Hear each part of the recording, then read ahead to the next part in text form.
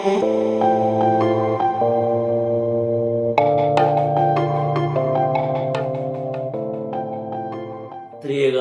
ദൈവത്തിന് മഹത്വം ഉണ്ടായിരിക്കട്ടെ. വീണ്ടും പ്രഭാതത്തിലേക്ക് അവർക്കും സ്വാഗതം. ലൂക്കോസിന്റെ സുവിശേഷം 11-ാം അധ്യായം അതിൻ്റെ 27-ാം വാക്യം.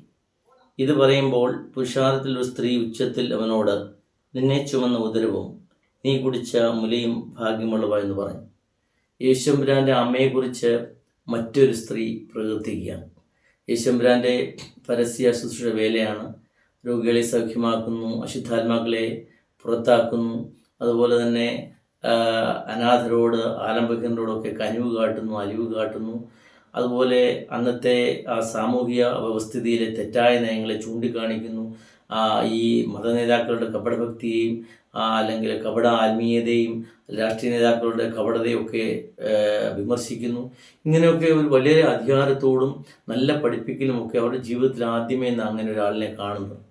അപ്പം അങ്ങനെ ഇവിടെയും ഈ യേശുമ്പുരാൻ്റെ ഈ മനോഹരമായ സംസാരവും ഈ ലാവണ്യവാക്കുകളും കേൾക്കാൻ ആൾക്കാരിങ്ങനെ കൂടുമ്പോൾ അങ്ങനെ ഒരിടത്തു നിന്നാണ് ഒരു പുരുഷാരത്തിൻ്റെ ഇടയിൽ നിന്ന് ഒരു വല്യമ്മച്ചി എഴുന്നേറ്റ് പറയുവാണ്, നിന്നെ ചുമന്ന ഉദരവും നീ കുടിച്ച മുലകളും ഭാഗ്യമുള്ളവയെന്ന്.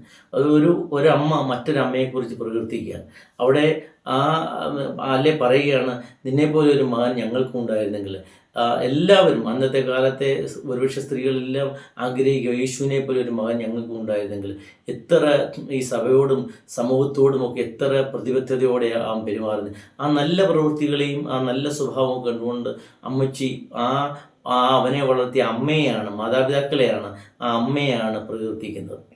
ഇവിടെ നാം കാണേണ്ടത് മക്കളാണ് മാതാപിതാക്കളുടെ യശസ് ഉയർത്തുന്നതും അപകീർത്തിപ്പെടുത്തുന്നതും ഈ മക്കളാണ്, മക്കൾ മുഖേനയാണ്. ഇവിടെ യേശുമ്പുരാൻ തൻ്റെ മാതാവിനെ യേശുമ്പുരാൻ്റെ പ്രവൃത്തിയിലൂടെ തൻ്റെ മാതാവാണ് തന്നെ വളർത്തിയെന്ന് ആൾക്കാർക്ക് പറഞ്ഞു കൊടുക്കുക.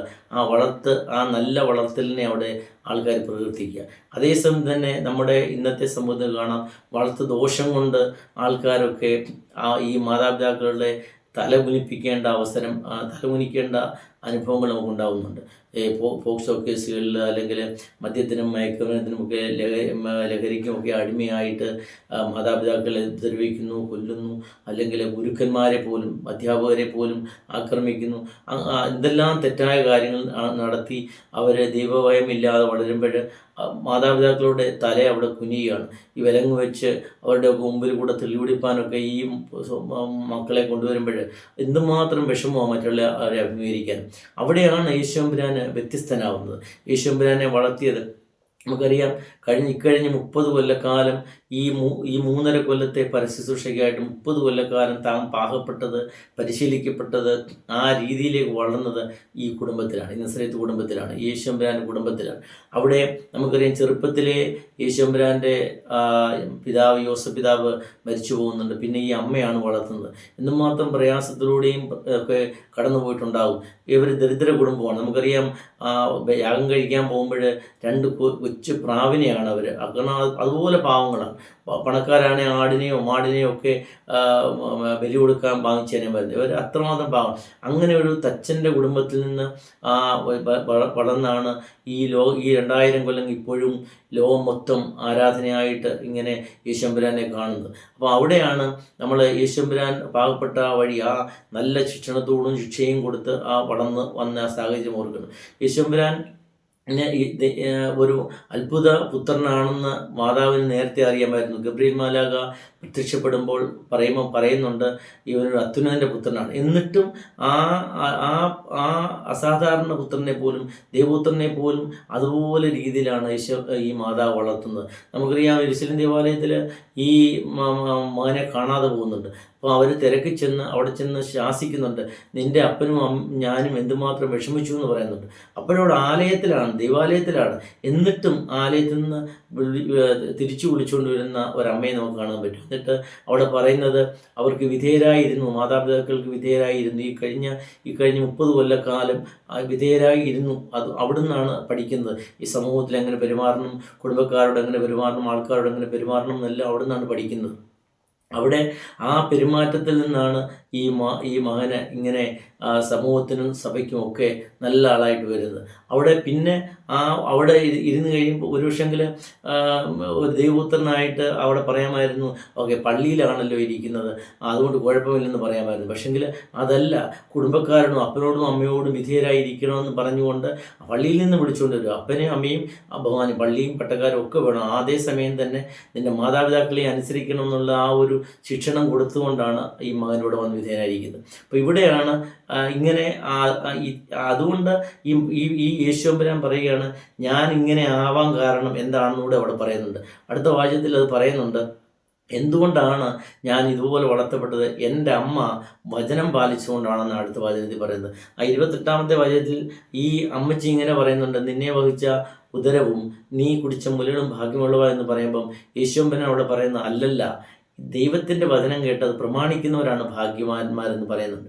ഇതിൻ്റെ അർത്ഥം മാതാവ് ഭാഗ്യമുള്ളവളല്ല എന്നല്ല എൻ്റെ അർത്ഥം. അതായത് മാതാവിനെ മഹത്വപ്പെടുത്തുകയാണ്, മാതാവിൻ്റെ മഹത്വം പറയുകയാണ്. അവിടെ ആലങ്കാരികമായിട്ട് യേശുവമ്പുരാൻ അത് പറയുമ്പോൾ ആക്ഷരികമായിട്ട് അല്ലെങ്കിൽ പറയാതെ പറയുന്ന ഒരു കാര്യം യേശുവമ്പുരാൻ പറയുകയാണ്, എൻ്റെ അമ്മ ആരാണെന്ന് നിങ്ങൾക്കറിയാമോ?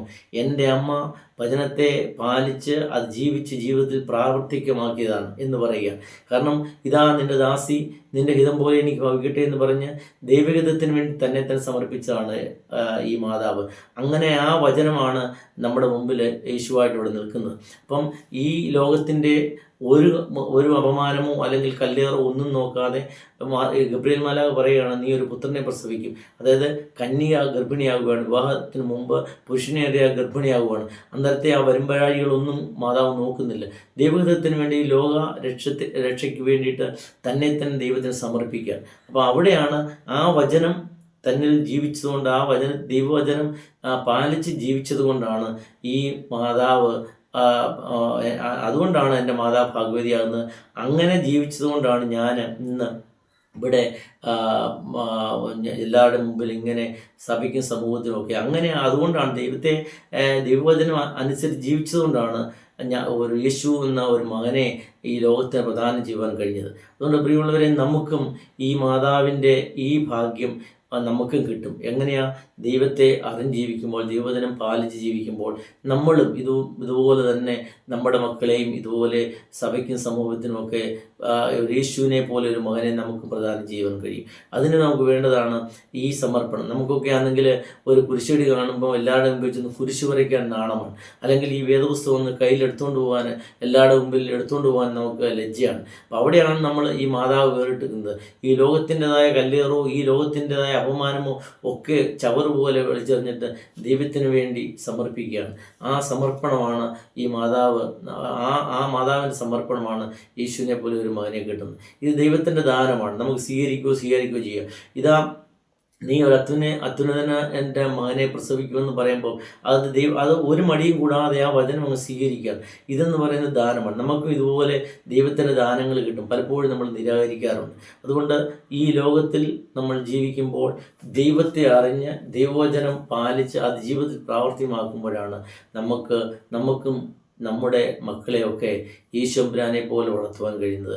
അങ്ങനെയാണ് നമ്മുടെ തല ഈ ലോകത്തിൽ മറ്റുള്ളവരുടെ മുമ്പിൽ നമ്മൾ തല ഉനിക്കാതെ, നമ്മുടെ മക്കൾ കാരണം തല ഉനിക്കാതെ മക്കളെ ദൈവപരിപാലനത്തിൽ വളർത്തുമ്പോൾ, ദൈവവിശ്വാസത്തോടെ വളർത്തുമ്പോഴാണ് അത് കുടുംബത്തിൽ നിന്ന് നമുക്ക് ആരംഭിക്കണം. അതിന് ദൈവത്തിൻ്റെ പരിശുദ്ധാത്മ സഹായിക്കട്ടെ എന്ന് പ്രാർത്ഥിക്കുന്നു. ദൈവം നമ്മെ സമർത്ഥമായി അനുഗ്രഹിക്കട്ടെ.